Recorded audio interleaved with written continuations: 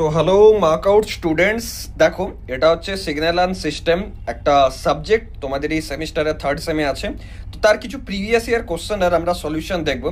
What do you mean by even signal and odd signal? ঠিক আছে, দেখো explanation দেখো।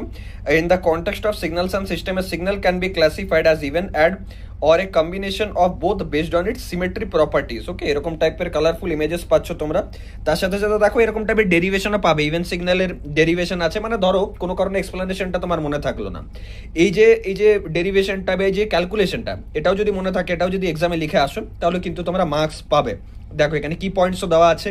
তার সাথে সাথে প্রতিটা নোটস এতটা কালারফুল। দেখো define energy and power signal, প্রতিটা কোশ্চেনের আনসারে তোমরা ডায়াগ্রাম পাচ্ছ। আমরা কিন্তু ডায়াগ্রামও অ্যাড করেছি। এরকম পিওয়াইকিউতে তোমরা দেখবে, এ দেখো প্রপার্টি, এরকম টাইপের সামারিও কিন্তু পেয়ে যাচ্ছ তোমরা।